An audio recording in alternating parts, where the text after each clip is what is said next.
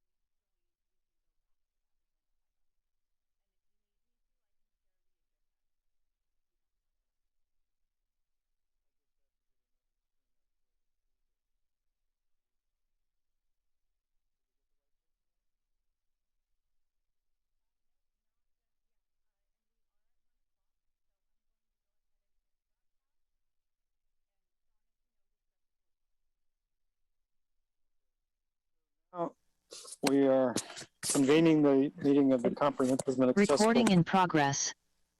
Committee of Wayne Transit District on October 19th, 2021. And I'll call roll. Hoover's here. And Pete Knox. Here. Cosette Rees. Well, I don't know. Are you a member of the committee? I don't recall on here then. Nope. Susan Cox. Present. Regina Hensley. Brianna Hensley, I'm present.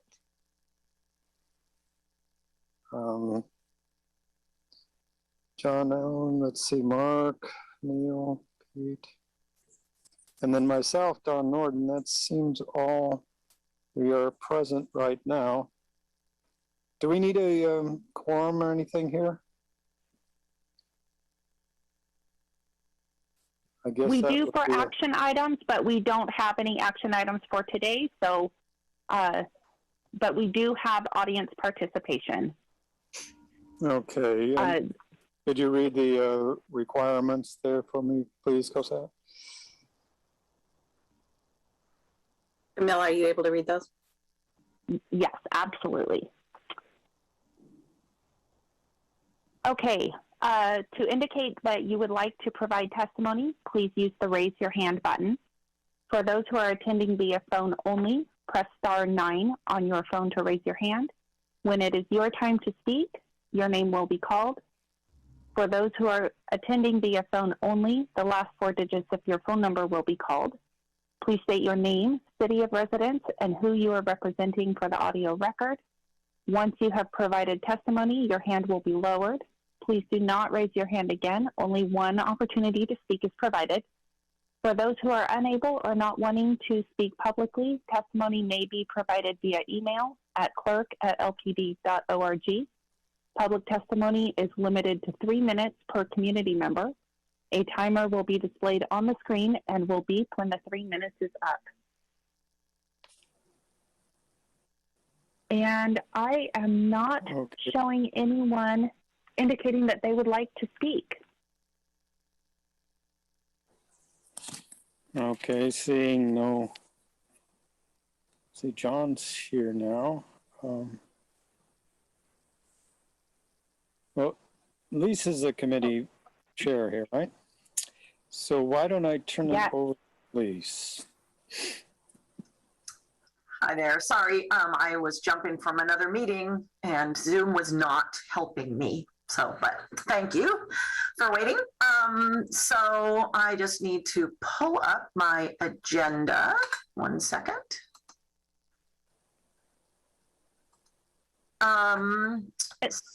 Yes. Lise, we skipped over preliminary remarks from the chair so that you would have an opportunity to make your remarks once you joined. Oh, okay. Thank you. So then I need to jump to my preliminary remarks. So just 1 second for that. I am probably going to want to screen share at some point in this part. So there are a couple things I just wanted to try out. We had some conversations in planning this meeting, and it made me think about a couple of things that I wanted to try and make sure that we continue to be clear on. And one is just a restatement of the purpose of this committee from the bylaws. And I think everybody knows this, but again, it just feels like reiterating is probably not a bad thing to do occasionally. So this committee advises and assists the board in considering the impacts of potential, proposed, or actual service changes on individuals who are transit dependent. So just a restatement. I don't think that it would hurt simply to have that be on the agenda, just as a reminder constantly kind of what our objective is. Because sometimes people and me can go down wormholes that might not be as useful for this committee. Although I believe that everybody is willing to open discussions for things that are important to this group. So that I just wanted to start by restating that. In thinking about sort of why we're all here, I wanted to get a better sense, literally, of why we're all here. So one, I wanted to send out a survey after this meeting that can gather some information that maybe can lead to a better understanding of what everybody wants, et cetera. So this is going to come out after this meeting. And if any of you can think of questions that you think should be on the survey, share them with me or John or Cosette and or anybody on this meeting who knows how to get hold of us, and we can see if that would make sense to put it on the survey as well. The questions that I had thought of were, what do you hope to accomplish as part of the CATC? What agenda items or reports would you like to see at future meetings? And how can staff better prepare you to carry out this work? I know that this is a very willing staff. You know, if there are things that you are noting that would have helped you to have been better prepared for the meeting that we're in, I think that will help us all to learn how to better support the work of this committee. And then I also just thought it might not be a bad idea, even though we are not making financial decisions of any kind, to sort of understand the resources and the financial landscape that the programs that we're talking about and services are kind of part of. Having worked in nonprofits pretty much my entire adult life, you know, finance is the ugly stepchild or stepsister of the programs. You know, just understanding funding, I think, is just always an important piece of kind of understanding the whole project. So sharing screen, not any of those. So 1 second. So can you, oopsie, there we go. I always forget the share button. So this is something that John sent me. I had asked if there were any visuals, and I thought that this was a good one. John, can you explain what this covers? What time frame is this? Yeah, thanks for bringing this up. This is a portion of our FY22 budget. And so this is a document that is reviewed and approved by LTD's board of directors. We actually have the full version of this posted publicly on our website. So for anyone who wants to dig in more, we have a complete list of our financials at ltd.org/financials. And it is our currently approved budget. And then this particular graphic shows what's known as the specialized services budget, which it contains a lot of the services that typically we come to this group to get feedback, recommendations, and suggestions on. So those are services that often will be specifically serving older adults and people with disabilities. This also includes many of our STIF-funded programs, the newest of grants. What we see here are two different graphics, one reflecting the total amount of resources available. So what kind of funds are we able to put together through grants, through general funds, to be able to support these services? And the second is the expenditures. Now you see that these almost exactly, they do exactly line up, and that's not a coincidence. We basically want to make sure that we're using our resources to provide programs within our budget to be able to serve older adults and people with disabilities, primarily through these programs. This is one of many different budgets within LTD, but one that I think this committee in particular may have an interest in focusing upon more of the programs for. Now, even further detail beyond just the budget documents, there's quite a few. So I believe the budget itself is about 150 pages. We maintain an archive of videos of meetings similar to these, in which we've gone through each of the different programs that make up budgets, such as the specialized service budget, as they go before the board, with opportunities for question, public hearing, comment, and in turn, final approval through a process that's taken place earlier this year in preparation for the FY22 budget, which started on July 1st of this calendar year and goes through June 30th of 2022. So this is our plan essentially for this current fiscal year to be able to provide services under the specialized service budget, as well as an opportunity for those who are interested in digging deeper to know what kind of resources are out there. Staff always remains available to be able to talk through this, provide presentations, or go through any of these programs in more detail. You're probably familiar with some of the different services that we do, such RideSource being one of the biggest. We also, through this budget, provide services in Florence through the Rhody Express, Oak Ridge with the Diamond Express. We're providing many different kinds of services, such as within Cottage Grove. Mobility on Demand is one of our newer programs in that area. These are all services that are aimed to provide programs specifically to be able to provide additional assistance or gap transportation or just meet needs in general of older adults and people with disabilities. So it would take quite some time to go through all the different programs that fall within this budget, but I just wanted to note that out of all of LTD's budgets, this may be of the most interest to this committee. Did anybody have any questions about this particular graphic? Anything that you would want to know about what you're seeing here?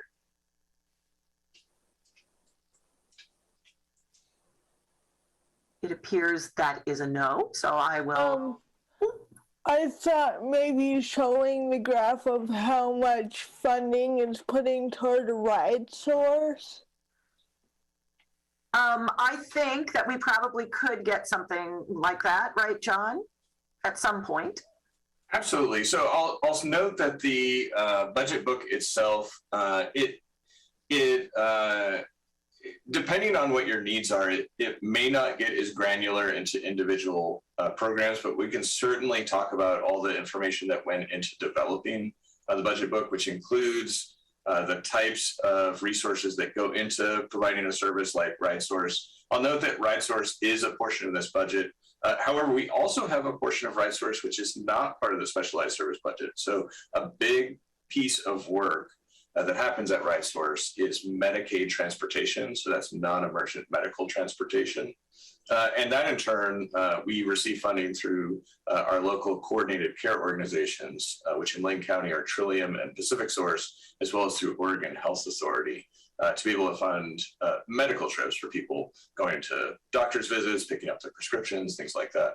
So those two budgets combined form RideSource Call Center. So RideSource in itself, well, oftentimes people think of it as, that's the just service. I call one phone number and they give me a trip to where I need to go. We try and intentionally make that very simple.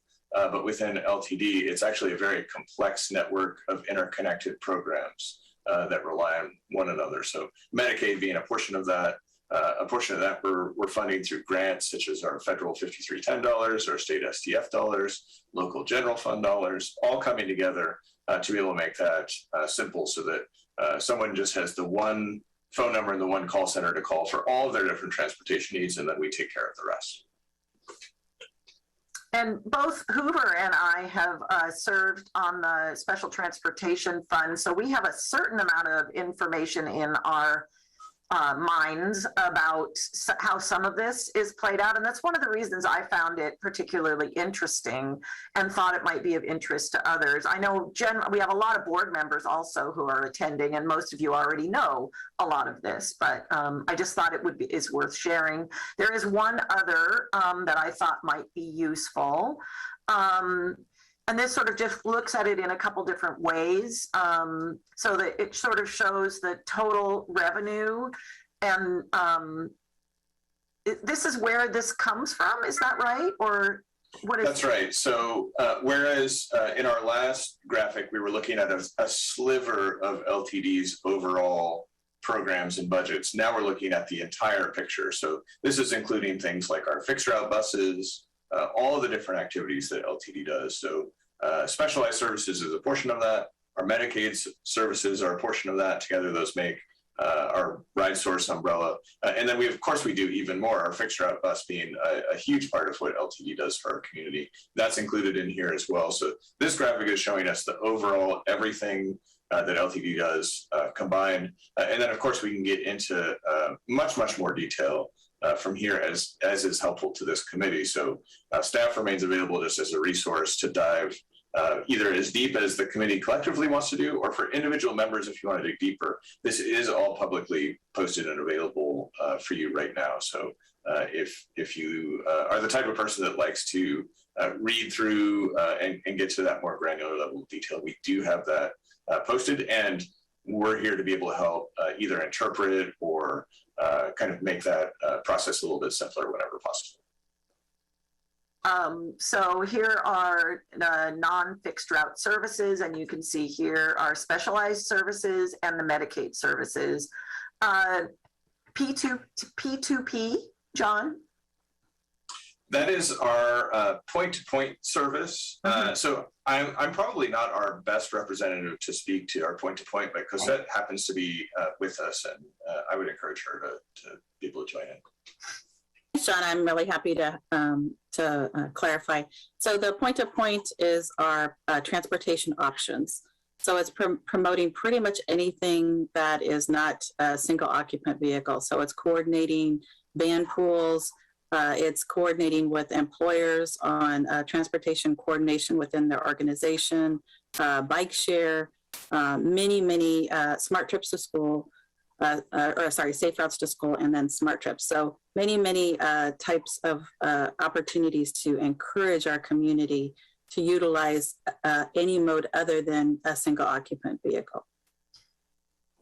And it occurs to me that many of these services might be ones that we might be looking at as well as other things, but this seems like a group that seems very much like it might get our attention, these three non-fixed route services. And I just wondered too, as we're moving forward with things that are coming up that we are going to be looking at that are either changes or new services, et cetera, with this group, to maybe get some kind of understanding of how they sort of fit in to these pieces that we've just looked at might be something that would be good to have available before the meeting. One of my concerns is that we have quarterly meetings, and if we are not on our game and really having people informed about what is coming up, that we won't be able to make good and informed decisions. So my hope is that through your input, and we have a meeting 2 weeks before this to try and talk through what things are coming up, that we'll be able to provide you with the best information so that you feel you can make an educated decision about things moving forward. So that was what I had. Is there anything that I had said I would talk about that I just forgot to, that you can remember, Cosette or John? It may be, I think that was a great summary. It may be a good opportunity just to see if there were any areas of interest from committee members. So I heard RideSource in particular, and absolutely that's an easy area for us to provide some more additional information, say for future session, but also in particular if there are areas where we would like to poll the group, or you had discussed a survey where other committee members might want to make sure that we probe a little bit deeper. So I think that sort of is a call for comment, questions, and also an offer of letting you say things later. Yes, Don. I'm wondering how, with our fixed route services, we had some earlier discussion about deviated service. I'm thinking particularly of Cottage Grove and South Lane, the number 98. And it doesn't make sense to run that 60-foot bus around the whole circuit all the time, but we should get better. It's kind of a combination of services that we're already using. I see that Ruth is on the line here, but we have the mobility on demand, we have the South Lane Trench, we have a Douglas connection, and then we have the 98 coming down and doing this stuff. And it seems like we could use some more coordination, not use the big equipment to do, small equipment work. And I don't know if this is the level of, this committee is the one that should work on this, but, I just wanted to introduce it into the discussion so that perhaps we could get better service without spending as much resource by, changing the nature of the way we run it. I'm specifically interested in not running a 60-foot bus where we're only picking up a half a dozen people. And of course, people paying for that don't want to see that either. And nobody wants to see it, but we also want to have the connections there. We want to be able to depend on catching a ride at a particular time and knowing where it's going to go and be able to, catch the next loop of their ride wherever it is. I guess that's all I want to say right now.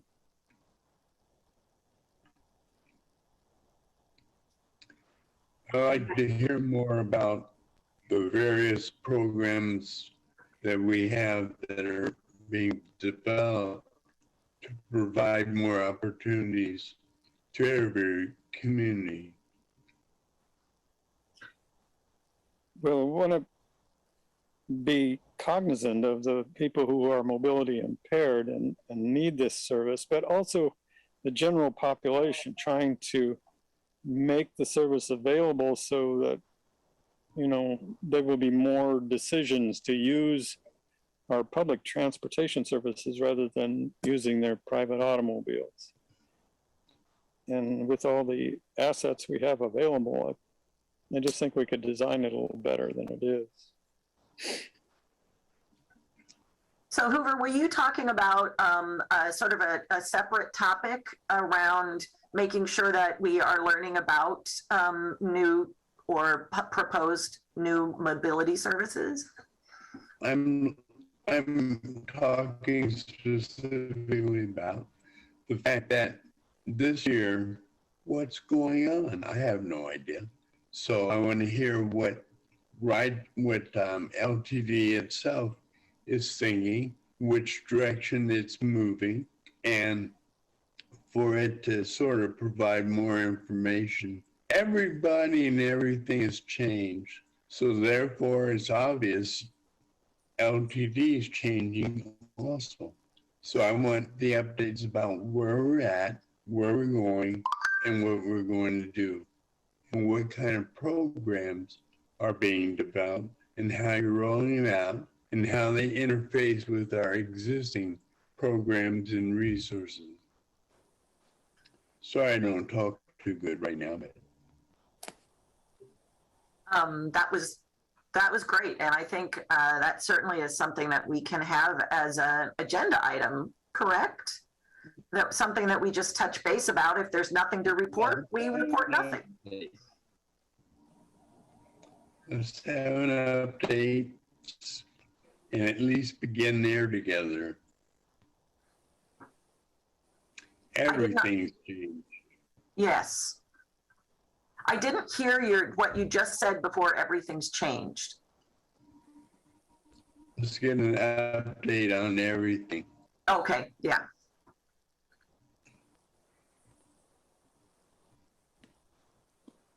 So I think we'll try and add that some kind of update. And I think that makes sense in the world that we're in right now. I think everybody just sort of wants to take the temperature of change, both good and bad. We just want to know where we are.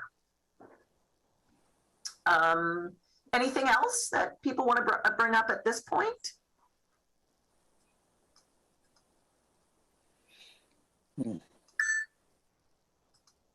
Okay.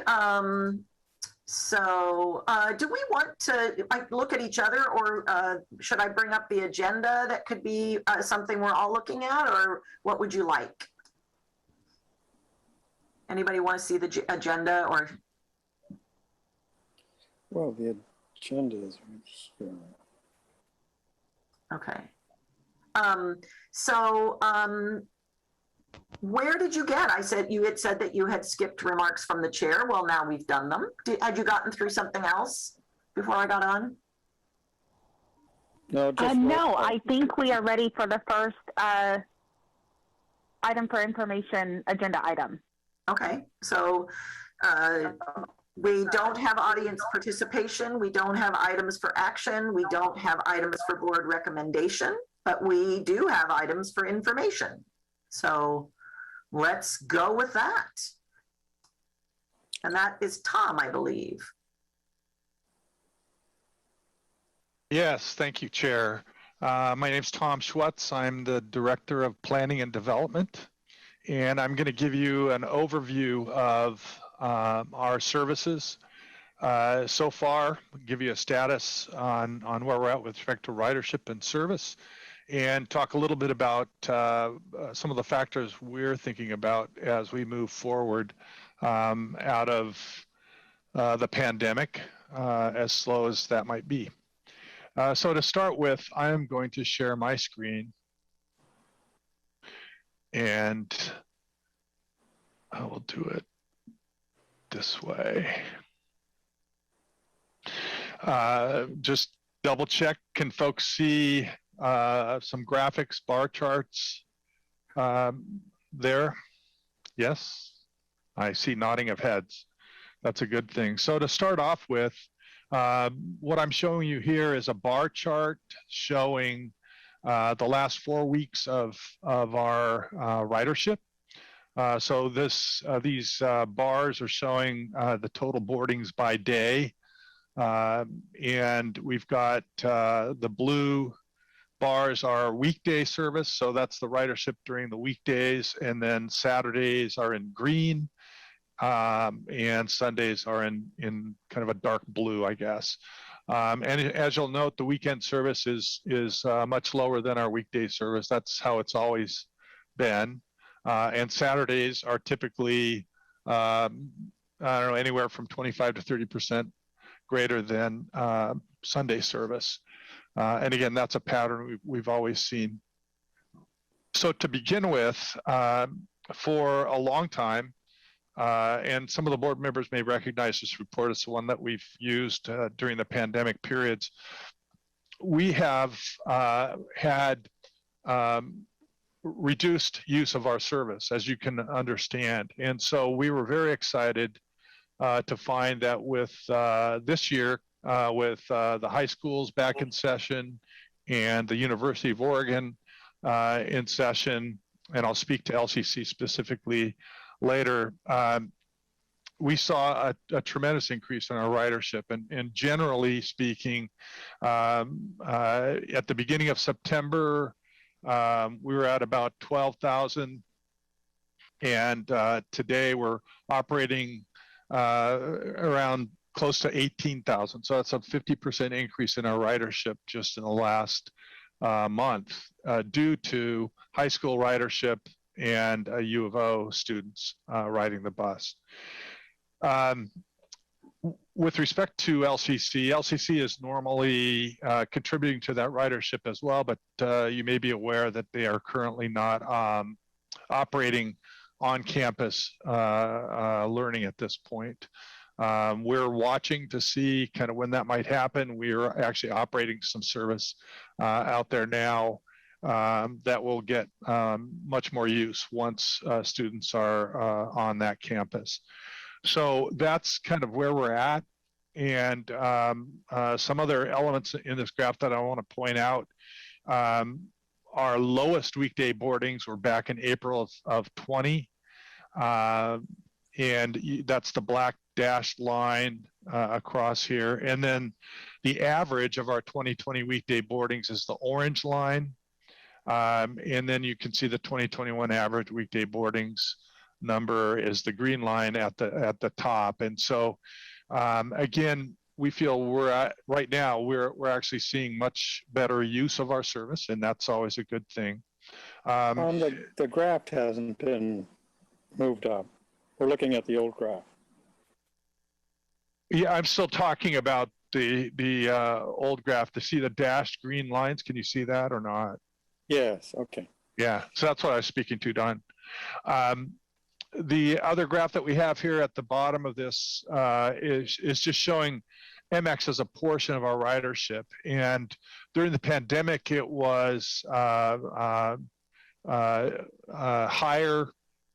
And now with the return of ridership, you're seeing it's more, well, you can't see it from this chart, but it's a little lower, but it's still about 45 to 50% of our ridership is still on MX.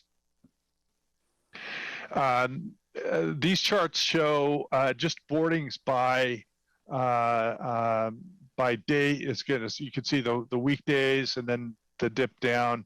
And we did this by different types of our service. We have connector service, we have rural service, we have urban service. There's the service that's the core, which is the higher frequency service, MX, and then the college routes that we actually added in this last fall bid. And you can see there's just different patterns. The big carriers of riders are the connector service and the core service and MX. And so that's just give you a sense of that. And then one of the things that we look at is how people are using our service later in the evening. And so we have a chart here at the bottom showing our weekday service after 8:30. And again, what we've seen is, and you'll see this in some of the next set of graphics, what we've seen is that boardings after 8:30 have been pretty steady. And at this point, what you're seeing here is actually not much of an increase as we've seen during the middle of the day when the students are in session and all. So, but this ridership is pretty steady. If people are using the buses after 8:30, they really need to use the buses. So we're glad that we're able to provide that service. So I'm going to move to the next chart here. And one of the things that we as we're planning our operations and all that we think about is how is demand for our service spread across the course of a given day. And if you have seen these kinds of charts before, you know, whether it's transit or vehicle, you know, broader vehicle use, this is showing from the time our service begins in the morning until it ends at night, what the pattern of ridership is. And it's segmented by hour. And one of the things that you can see here is that in the pre-COVID times, and so this is the high blue pattern, there are some distinct peaks in the morning and the evening. And what's interesting about our peaks here in Eugene, Springfield area is that we have actually two peaks. One is in the morning, the first peak that you see there on the left-hand side, that's around 7 a.m., is the peak of the work commute in the region. So people going to work are you know, the peak of that kind of service is around 7 a.m. Another peak that we experience on transit is again the universities and high schools, and so that second peak, actually a higher peak, because we have more of those kinds of riders using our services, is around 9 a.m. And so you know, that's when then we see that peak. And so we actually, if you look at the vehicles that we're operating during certain times of day, we're operating more service than we do in the middle of the day, which you can see the demand is a little bit lower. But then we're gearing up again to handle the evening peak. And this is more of an afternoon peak. Actually, the sharpest part of this is again, the students getting out of school. And so you can see it's quite a peak that happens here.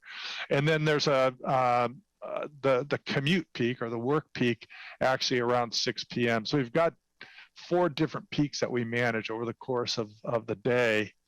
So those of us who geek out on this stuff, we're really excited to see the peaks returning because that means that people are starting to use it on a regular basis in a way that we recognize. So, you know, things are starting to come back in a manner that we recognize. I'm going to talk a little bit more about the uncertainty facing increased transit as we move forward. But clearly you can see this dark blue pattern here shows and it's obviously there's less ridership now.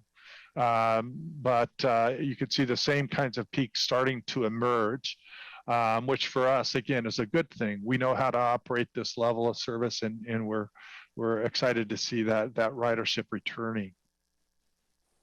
The chart below that is just showing the weekly ridership since before the pandemic. So the very high, you can see at one point pre-COVID, we were carrying about 35,000 people on an average work day, or weekday, I should say. And that fell dramatically down into the first part of April there. We were down to less than 10,000, about 8,500. So a tremendous decrease in the use of our service, which again, we all know why that happened.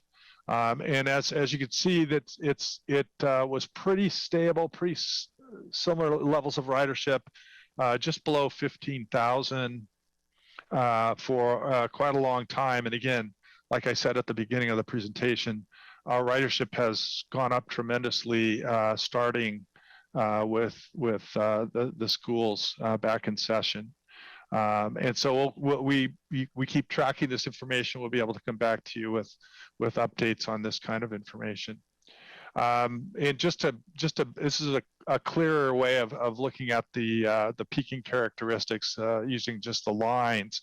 And you can see this March 2019 blue line is the high line here, and then this is the past few weeks where the peak has been coming back. So it's definitely, you know, we feel that that's a definite indicator that our ridership is back or coming back, I should say.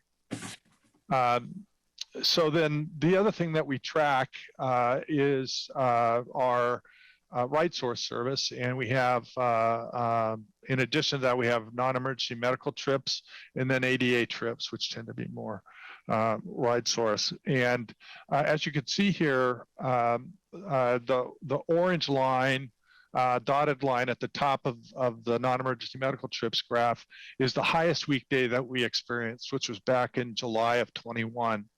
Our ridership here currently, showing the last 4 weeks of service, is not as high as that, but higher than our lowest weekday, which was back in April of 20.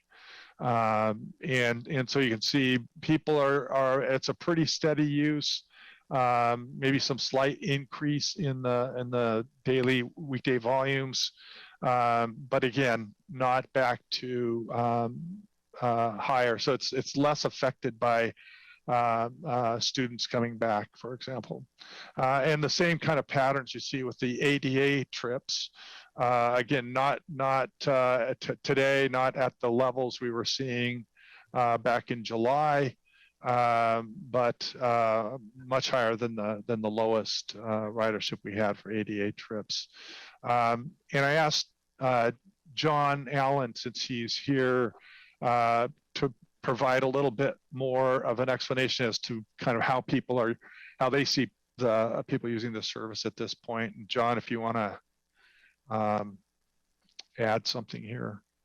Yeah, of course. I'm happy to. We'll never know for certain why someone may not choose to utilize the service at any period in time. So a response service, and folks will call us when they need trips. We can try to speculate. And so some of the reasons why we might not have some of the same ridership as we've seen, certainly pre-pandemic and possibly earlier, we have had some services which have been in suspension due to COVID precautions. These have included our shopper shuttle, our DD53 transportation, providing work trips for individuals with developmental disabilities.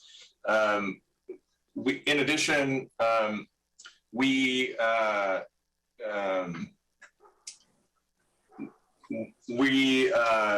may be seeing more folks taking advantage of remote options for where they would have previously used ride source transportation for a trip. So these can include things like a dial-a-nurse service. We're seeing lots of teledoc, virtual appointments for medical services, things like that. I know those are also being encouraged through a lot of our local healthcare providers as an option. So we may be seeing more of our previous ridership transitioning towards being able to do more remotely or at home and not requiring transportation as an option. But again, that's just speculation on our part.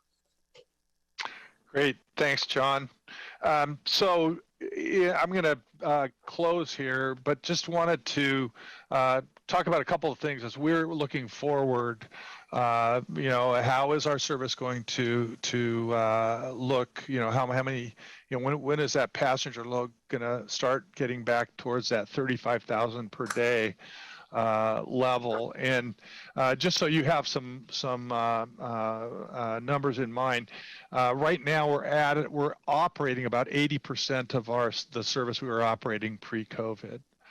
And with respect to ridership, right now we're carrying about 56% of what we were carrying before.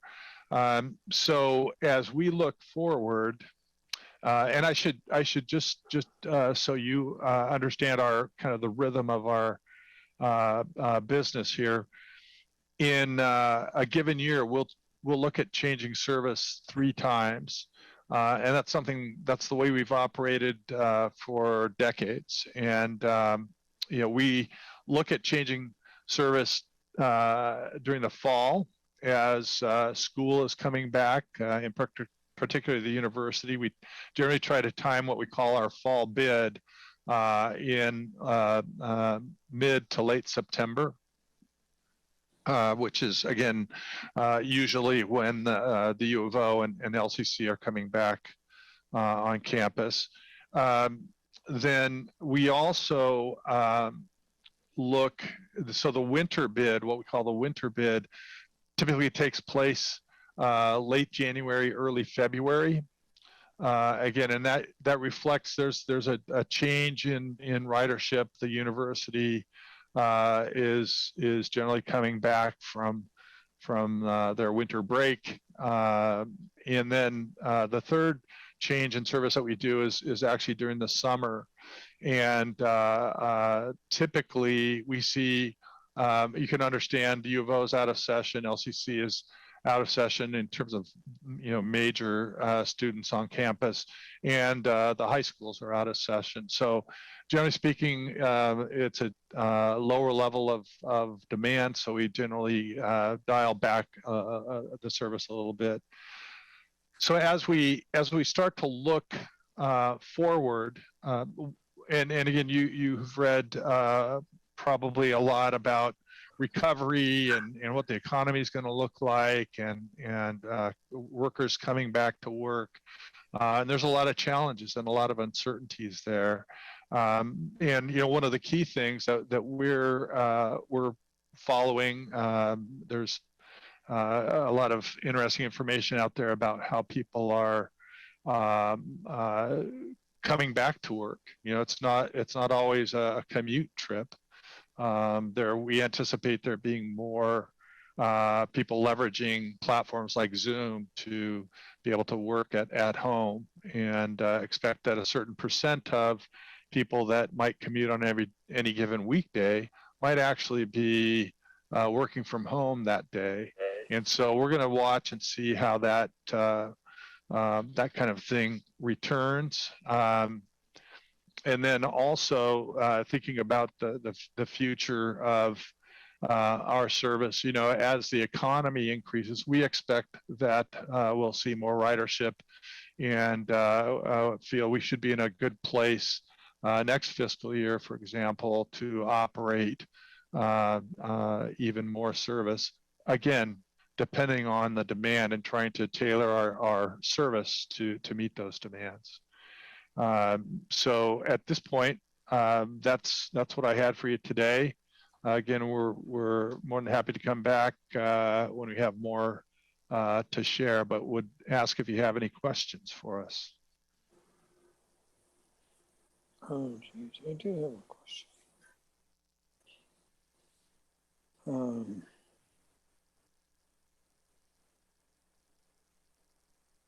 I have a comment. I do know that this is just in reference to Tom talking about the 3 times a year there are service changes, that we had spoken about how this meeting relates to those changes. Cosette, can you speak to that, or John, a little bit about that discussion? Because I'm not remembering exactly what we said. Sure, I'd be happy to. Thank you.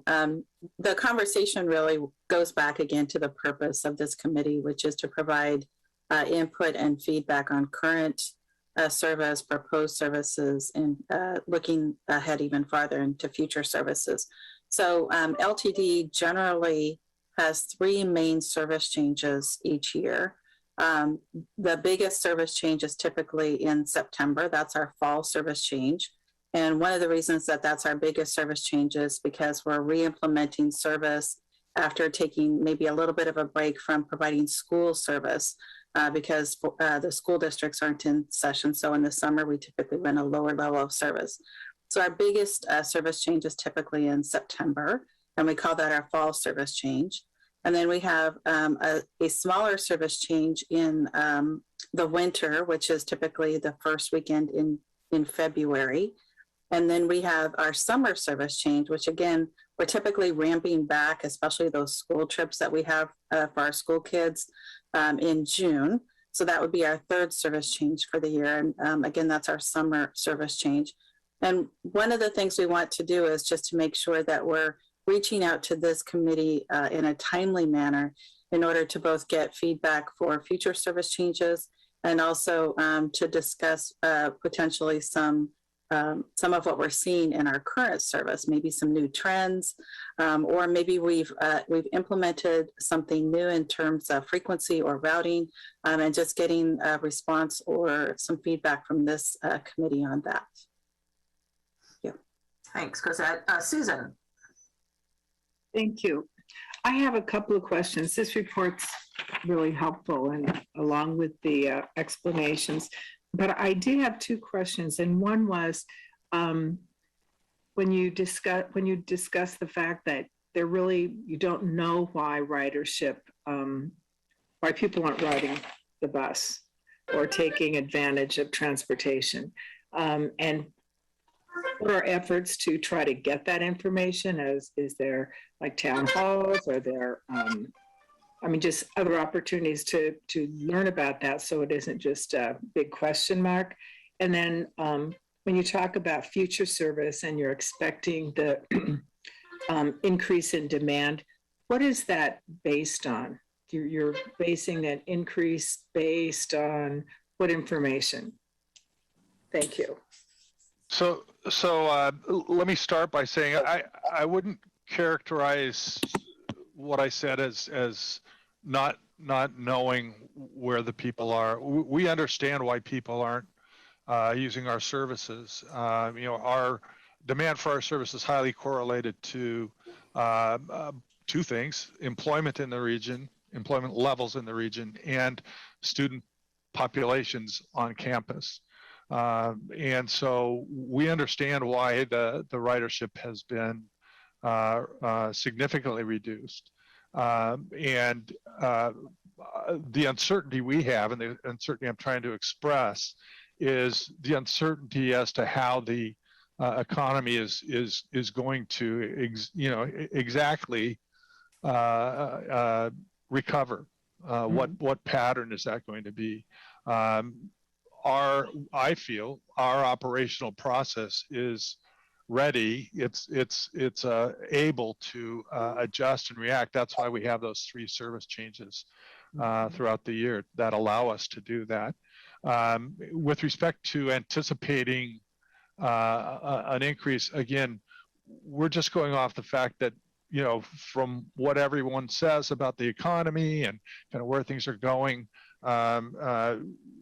one is that we can anticipate that there likely is going to be increases in economic activity, and therefore more people working, and therefore more people riding the bus. And so the uncertainty is precisely how that is, and that's how we are trying to match our investment in operation from bid to bid to what we anticipate happening. Fortunately, we're part of a large network of people that are in the same business as we are, and we can, look at what Portland and Seattle and Spokane and other parts of the Northwest and across the country, how we're all doing. How is this working, and what are some things we can learn? So that's that network is really helpful in helping us deal with the uncertainties we have locally. Sure. Hopefully that helps. That's helpful. I think I must have misunderstood then when you were talking about not really understanding why people don't take advantage of the service. I was thinking of that as pre-pandemic, so I must have just misunderstood that. So okay, thank you. Yeah. Don. Oh, excuse me. When John was making his report and mentioned how RideSource had cut down, I was wondering whether we had any change in the brokerage stuff with taxis and so on. Or did that follow the same trends as RideSource, or were there other people choosing to use other forms, the taxis? Yeah, so some of the statistics we had shown, it had a split between both the ADA ridership and the non-emergent medical transportation, which is the Medicaid ridership. Those have been pretty similar in how we've seen changes in trends.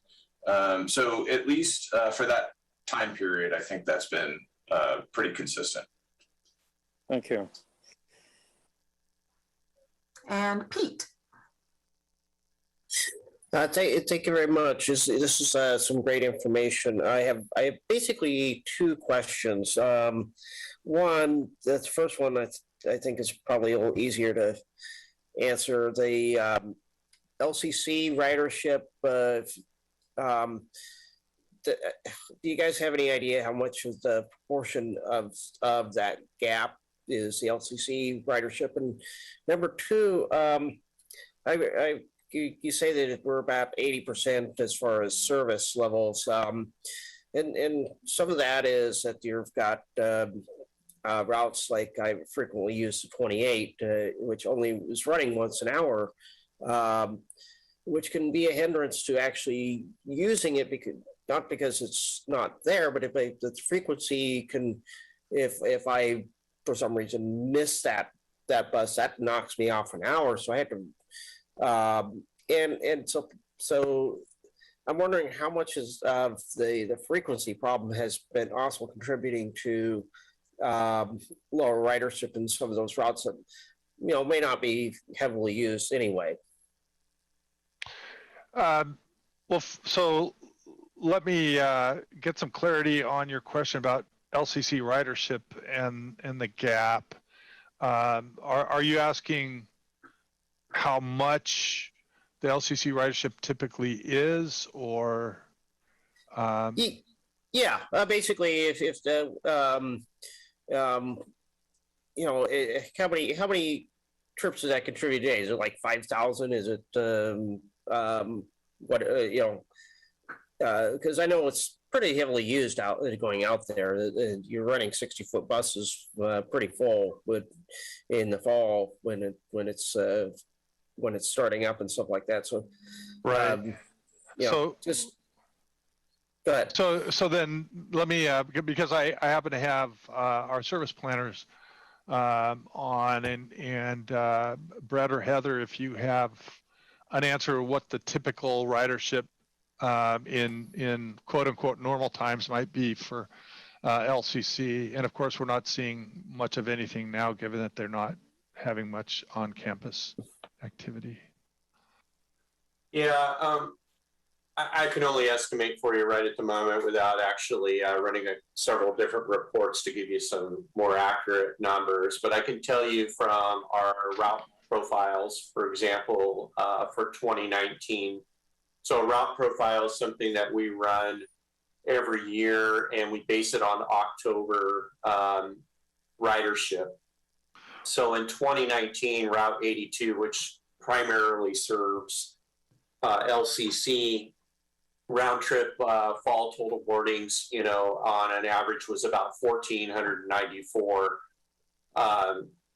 boardings. Currently, we are running the 82, and it is running, I think last I checked, I think I actually have that one. Let me look real quick here. Yeah, we're talking maybe 100 riders a week right now, or a day. So it's significantly small. But to put that in perspective, we reached out to LCC, and they're only running 20% on campus right now of their total student population. They anticipate in November maybe going up to 30%. And then at the most, maybe by winter bid, maybe 50%. So it doesn't even sound like at this point they're anticipating going into full in-person classrooms for this coming year. That's subject to change, of course. So we're watching that really closely. We do have service on the 81, the 82, and the 85 servicing LCC right now, as well as some trips with the 92 and the 98. So we are servicing it, and it is not at full service from what we would have been doing normally in 2019 pre-pandemic levels. I don't know if that's probably the best I could give you on estimates on numbers. I probably need to, I'm more than willing to gather that information though and submit it back for you for more detailed information if you'd like. I think that gives me a kind of a picture of what's going on. So I appreciate that. And my other question, if you could. Yeah. So like I said, we're operating at 80% service now, and that's a combination of things. One is Well, not necessarily currently, but it's somewhat funding related, but also more substantial. And you may have heard about this. It was a national issue. We're not able to hire. We haven't been able to hire enough operators, and we've got a situation where there's people retiring, and we're not able to add back enough. So we've been constrained with operators for quite a while now. We think we're starting to come out of that. Some of the classes that we're holding, so that process is probably worth having our operations director come and describe how that works to both recruit and then train operators to operate our service. But we're not having the same success we've had in the past of hiring enough operators to put out more service. So right now, the big constraint is having enough operators to operate the service. As we move forward, again, our hope is to try and add additional service, but that's going to depend on again, the success in recruitment. Hey, Tom. Yeah. Just kind of a little perspective. So we're running at 80% right now. We're hopeful that we'll be able to get up to around 87% for winter bid, which, as Cassette mentioned earlier, would happen around February. So there are 3 routes that are currently not running that we hope to be able to bring back online, which is routes 27, 73, and 78. And we are looking at adding a 7 o'clock trip throughout the week is also on our regular core lines. So there are some things that we're looking at being able to kind of shore up the system again, as you would say, and begin to add back some of the frequency as we have drivers. Right now, the estimate is we're thinking we'll be able to add somewhere between 350 to 400 additional service hours for the winter bid. Putting that in perspective, weekly service hours for current bid were about 1,167 hours less than what we were running pre-pandemic. If we add the 400, we'll be about 767 hours less of what we were pre-pandemic. And of course, keep in perspective, those are estimates at this point. A lot of it has to do with confirming a little bit better what the hiring pool is going to be able to accomplish through HR. And they're doing an awesome job. I mean, they're running classes and they are getting some good candidates. So we're very excited about that. So. Thank you. We've had some great questions and some great answers. We are going to begin to cut into Kim's time. So I wanted to move on. Susan, I see you have a question. Do you want to go ahead and put it in the chat, Susan, or would you like to speak? You're on mute. This will just be really quick. I'm just curious, maybe this isn't even the time or place to ask, but in the recruiting of drivers, and I know that this is true in the entire service sector, trying to recruit new people, but at the same time, making sure there's equity with the people that are already there. Is there is that being addressed? I would like to just sort of maybe have that be something we could have an email response to or something fine. like that. The other That's thing I was fine. wondering also is whether or not we could just simply hey, maybe 3 months from now, we will not have a problem anymore with recruitment. You all will be fully staffed. That would be beautiful. But if not, maybe having a short report on that be part of our agenda also, because that affects all services and it certainly affects the services that we're talking about. So that might be another thing we could talk about. I would like to move on unless somebody, if you have something else, maybe put it in the chat and maybe we can return to that after Kim has had her time. So please put any further questions about those issues in the chat if you would like. And Kim is here. Welcome. Good afternoon. Let's see, let me fix my screen. Thank you for having me back here again to talk about the strategic business plan. Can everyone hear me all right? Should I speak up or? Good on sound. Great, thank you. Just want to make sure. You, I believe, are mostly familiar with the strategic business plan, but there are two parts to my presentation today. One is to talk about what it is, and then the second part is to talk about what activities have taken place so far since the board adopted it in July. So as you recall, the development process itself to get us to the adoption point took place from January to July of this year. And I went and met with this body back in April, and then the day before the board adopted. But it was through your feedback as well as the other committee, the board unanimously adopted it in July, as I mentioned. And the plan spans 3 fiscal years. At LTD, our fiscal year begins in July. And then, so the plan is fiscal year 2022 to 2024. This month, the month of October, officially begins the implementation phase. So we've developed, we've adopted it, and now it's time to put that plan into action. And the heavy lift of staff work begins. So I'm going to share screen to show you the one-page or double-sided one-page summary that is included in your agenda packet as well, to give you an overview of the strategic business plan. Let me just move myself out of the way here. So our SBP for short would focus the district on the most important outcomes to deliver in the next 3 years. It is intended to bridge our mission, vision, and values to our day-to-day operations. As you recall, we updated and refreshed these 3 statements. Our adopted mission statement is now connecting our community. Our vision statement is in all that we do, we are committed to creating a more connected, sustainable, and equitable community. And the values are the principles in which staff behave towards one another and to our customers in our community.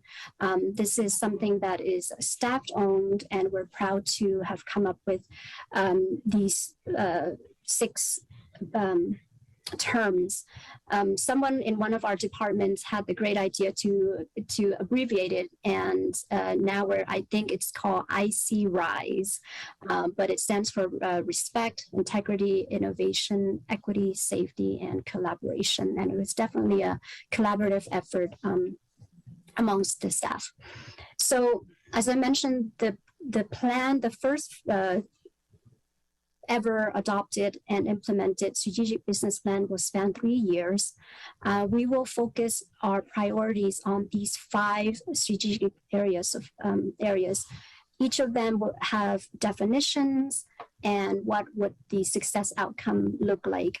So as there are these 5: customer satisfaction. If we are successful in achieving customer satisfaction, we would know because we would get a net promoter score of 55, and there's a formula associated with what a net promoter score is. In terms of employee engagement, again, a similar formula in terms of an employee engagement score of 65. For community value, we would establish a baseline and then from there, improve that by 5%. For financial health, it's continue to achieve 3-year rolling financial plan targets. And last but not least, for sustainability, we are striving for a reduction in greenhouse gas emissions of 70%. The backside of this one-pager talks about the work plan tactics. These are projects or initiatives that we would undertake. There are 31 of these tactics, and this is a summary, of course, of the full adopted documents. In the documents, which you can download from our website, from the project page website, has definitions associated with each of these tactics. It identifies the owner of the tactic, and then breaks out the milestones, the quarterly milestones that we would strive to achieve during each quarter. With regard to this body here, I wanted to highlight, and these have been highlighted here, some of the tactics that might be of interest to people with disability or older adults. And so, for instance, right here, there's measuring customer satisfaction for paratransit, improve trip efficiencies and performance for RideSource, conduct courtesy training for operations, public safety, enhance customer convenience, conducting a comprehensive operations analysis for RideSource, establish baseline analysis of equity of LTD services, conduct operations analysis, ensure diversity, equity, inclusion, participation in bidding opportunities, communications in LTD as a transportation leader, and establish community partnerships for talent pipeline, increasing operational efficiency. I went through that really fast, just wanted to read out some of the tactics. And again, there's more information in the full plan itself that might be of interest to this group. And I'm happy to, if you have questions later about these specific tactics, try to answer them for you. The idea I wanted to show is that the accessibility and older adults and issues around rider and equity of ridership is top of mind for the agency. And not to say that any of these other tactics aren't directly related to this body. It's all interrelated, and obviously LTD strives to provide service to everyone in the community. But these are some that is, I think, of direct impact to the RideSource and paratransit clients. And then in combination with the work plan tactics, we have performance metrics, which is, if you think of it as key performance indicators to show how the data points, the results that lead us to see how we're achieving towards our goals. I'm not going to go through them all. There's 24 of these metrics, each under the those five top buckets of strategic focus areas. So under customer satisfaction, there are about 8 or so metrics associated with that, employee engagement metrics, community value, and so on. As I mentioned, you can go on to the project web page and get more information and download the full documents. So with that, let me pause and stop share real quick to see if there are any questions so far about what the strategic business plan is.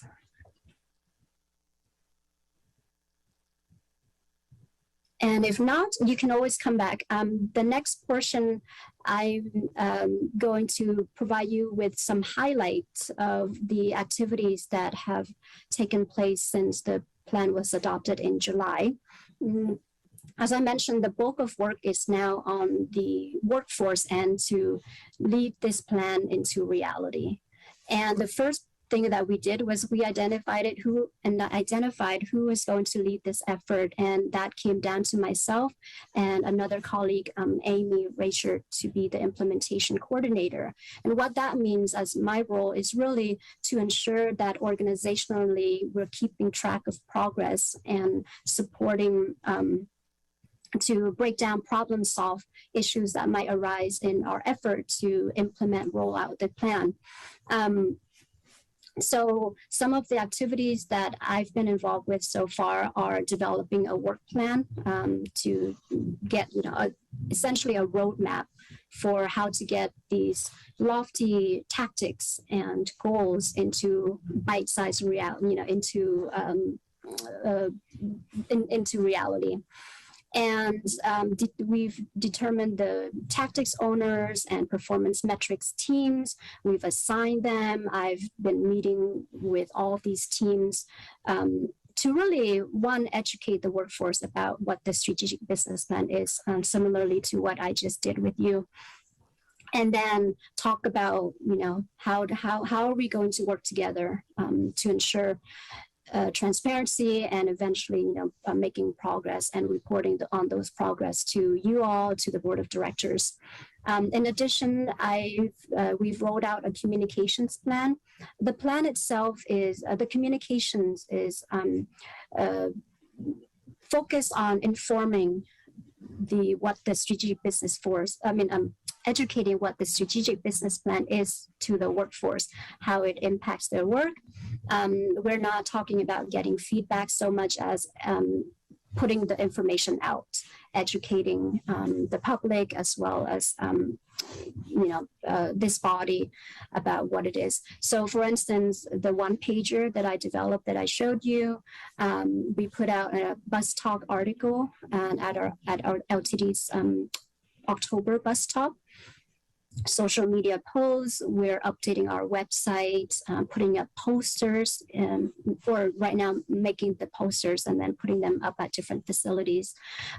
We've also changed our material template. So for instance, if you see your AIS document today, the agenda item summary, it has a section that says how the strategic business plan integrates into the agenda item that you receive. We are also incorporating the new mission, vision, value into our documents like the CIP or our employee handbook, those sorts of things. We are working with the clerk of the board to integrate and align a lot of the agenda items into how it fits into the strategic business plan. And then let me see, what else did I miss? Give me 1 second. Last but not least, one of the things that I think I'm most excited about is developing a dashboard the first time in the agency, so that we have a way to, on an ongoing basis, report out to you all and to the community about the progress that we're making. You can go, the idea is, it's still in development process. We hope to have this running in the next, in 2022. And the idea is that eventually you can go in and to Hoover's question earlier, perhaps, you're interested in an aspect or what's going on with LTD, give us an update, and that dashboard can give you a glance into what that is. Obviously, if there's more interest, we can go back to you with a more detailed agenda item. But at the very least, you can see that, okay, we're making this progress on our tactics, and here's what our performance metrics looks like, ensuring that I think that level of transparency. And then in terms of upcoming activities, we are going to provide quarterly updates to the board. And then depending on the level of interest with this body, I'm happy to come back every quarter. Or like I said, you can check out the dashboard when that's ready. Or if you have specific areas of interest in terms of maybe those tactics, like I mentioned, those projects and initiatives, we're happy to come back and talk to you more about them. But the idea is, right, every quarter we would come back and report out. In addition, once a year, we would refresh the plan a little bit so that we can see, especially being this is the first time that LTD is undertaking this type of initiative. Are we making progress the way that it's intended to be? Are there corrective actions that we need to take, or maybe even modify some of those tactics or milestones, or even some of the goals that we have identified? So the idea is we would want to refresh that once a year, and then every 3 years would do a complete update, a bigger lift. So with that, I am happy to take questions and comments. I wonder if you could share the back of the sheet again. I was interested in perhaps getting maybe just some samples of what some of the tactics might be really looking like to dive a little deeper, just into one or two maybe. Okay, yeah, sure. And in fact, I would invite, if you don't mind, Cosette or John, since Cosette has been identified as the owner for some of these tactics, would you, Cosette, like to share one or two of these in a little bit more detail? Happy to. So thanks for asking. This is really exciting, first of all, for LTD to have this opportunity to go through this process, to identify projects and tactics and get some good work done. So one of the areas that I'll be working on is you have here a comprehensive operations analysis for RideSource. And that's one small line, but it's a very large project. So we've had some conversation here today about some of the programs that operate through our RideSource call center. And a lot of times when we say RideSource, people just think our compliance-related ADA paratransit.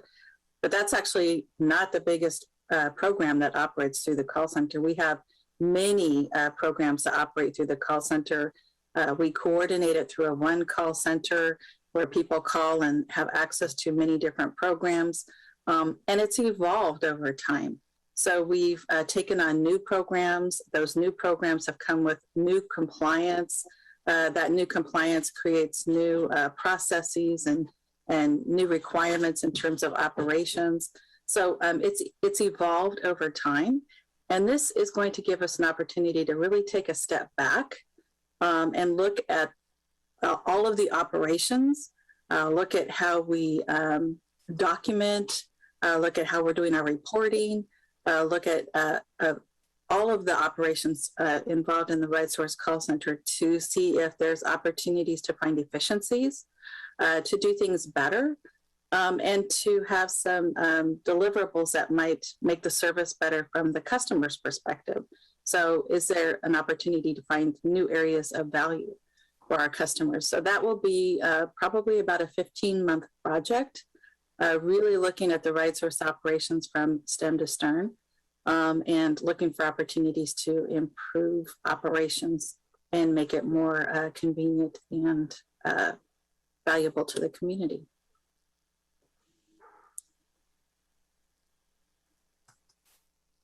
Did you want me to do another? That's great. Thank you for that.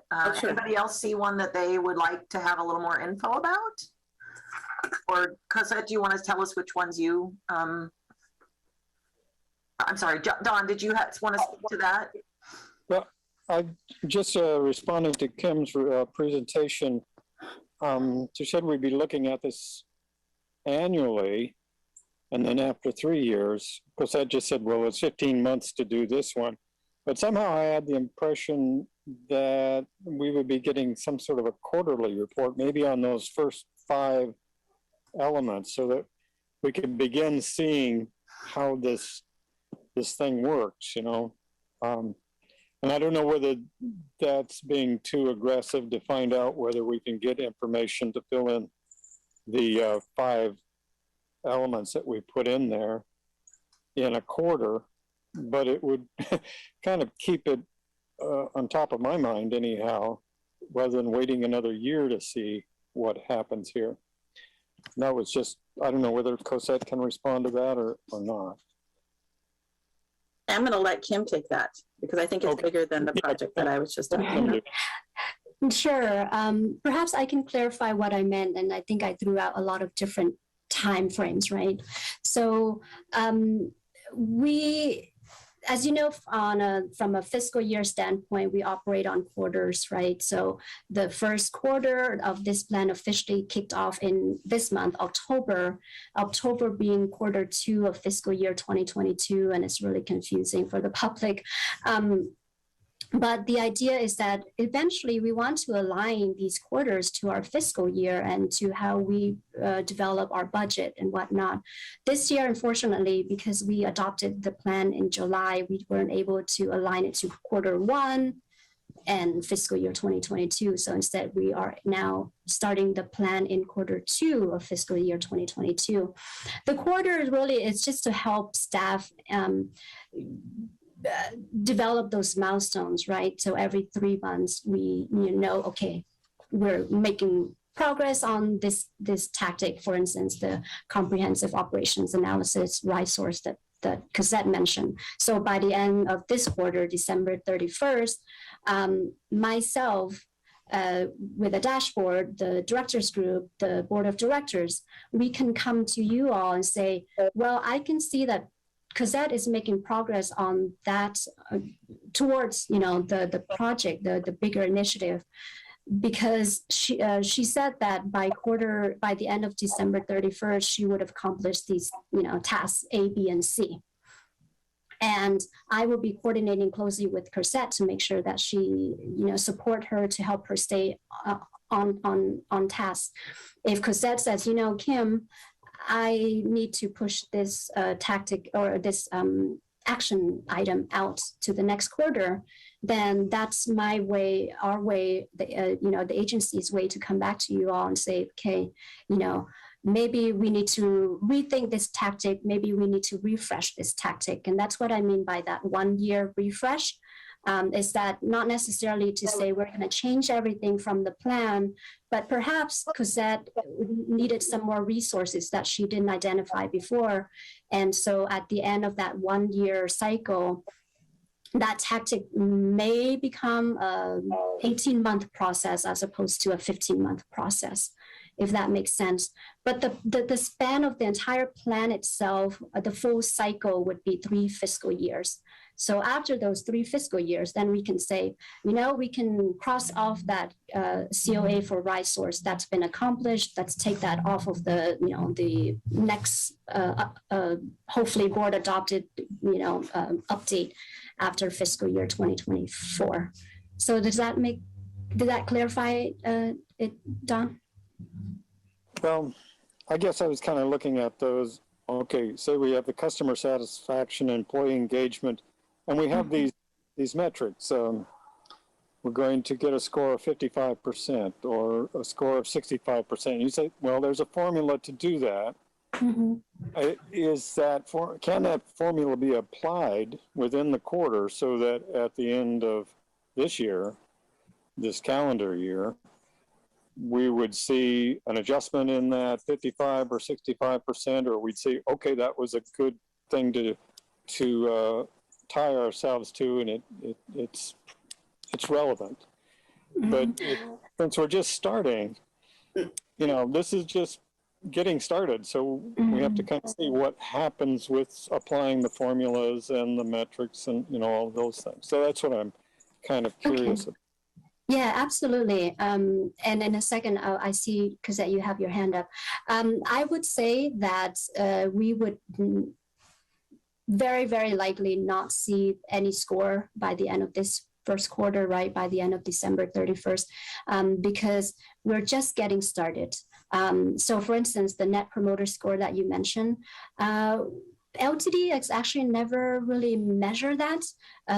What a Net Promoter Score means is, through a survey, we're asking riders, members of the public, how likely are you to recommend LTD service to your friend or family member?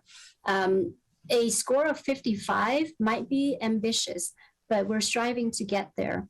And again, because this is a 3-year plan, we are striving to get to that Net Promoter Score of 55 by the end of fiscal year 2024.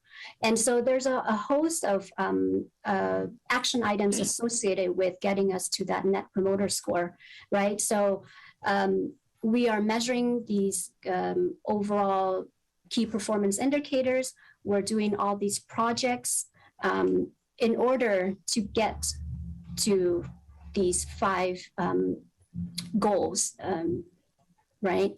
And so I would say that we perhaps by the end of fiscal year 2022, so July or June 30th, 2022, after we've had the chance to actually deploy that survey to get the first round of the Net Promoter Score, what that baseline is, then fiscal year 23, we would have action plans to, maybe if we have met that score, then that's when that 1 year we reflect back and say, maybe we should change that score. If we're really under that number, then we will talk about, okay, what do we need to do now in order to get us towards this 55-point score after fiscal year 22 and fiscal year 23 and fiscal year 24. Let me cut in here a little bit. So this is Mark. And so, yeah, Dawn, quarterly we will be reporting. And the Net Promoter Score on 55% actually came from the ABBG survey that we did. And so that was the basis for that. But it's not necessarily a valid survey because there's things about it that, maybe make it not completely valid. So we're looking at developing a different one. But for the time being, we're using the ABBG customer satisfaction survey. And for those of you who don't know what the ABBG is, it's the American Bus Benchmarking Group that we're a part of, and we do a yearly customer satisfaction survey that includes a Net Promoter Score. And so that's what that's based on. So, thank you. And Cosette, did you have your, okay.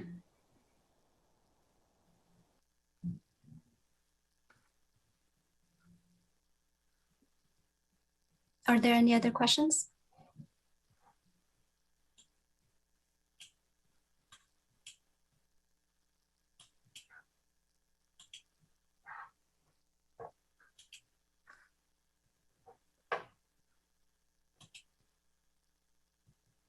Well, thank you everyone for your time.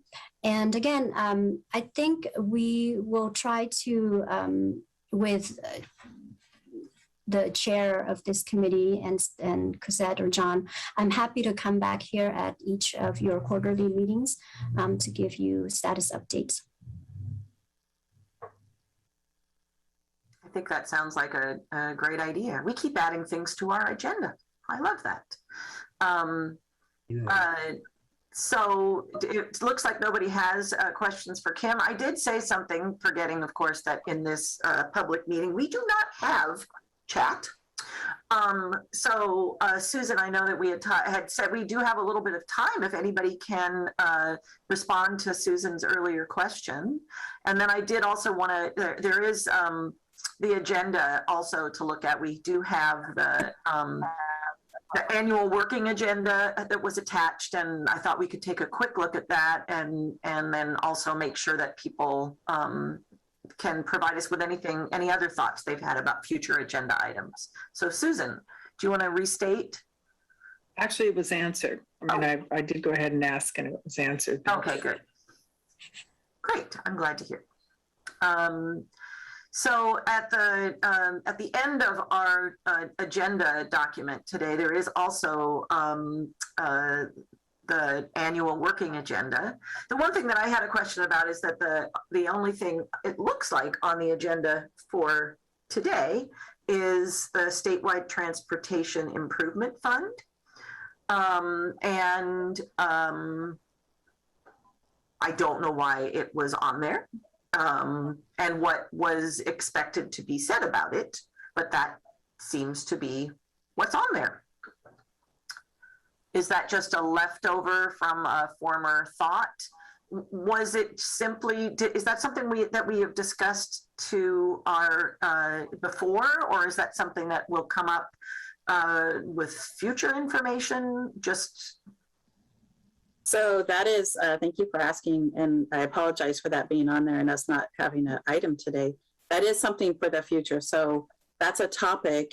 It's a big topic. So our statewide transportation improvement fund is going through some changes. So we are in the process of consolidating our special transportation fund into our statewide transportation improvement fund. So I would expect that we would keep that on there as a standing item. And I think that that's why it's on there today, was really looking more future to keep that on there as a standing item, just to provide updates and also provide some context, because as we're developing our plan and as we're developing projects to receive funding, we will definitely be looking to this committee to provide feedback and recommendations. Okay, that's great. And it was something that was on my mind as I was kind of looking at other things that we were talking about today. It's something that comes up quite a bit, and I just don't know what the level of understanding of what that transition is going to be like, or might be like, or needs to be like, that anybody on this committee has. My guess would be that the board is more knowledgeable about that, but maybe not. I don't know. So, yeah, I think that's a great thing to also have on there. So there we go. I think we've got 4 things that are recurring items now on our agenda. Has anybody else had thoughts of anything else that might be something at least to talk about in January, I think is our next meeting?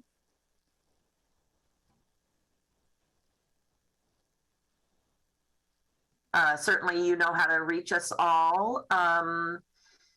It looks to me like that is the end of our current agenda. Am I correct? Are we ready to adjourn a few minutes early? Looks like we are. So thank you all for attending, and this meeting is adjourned.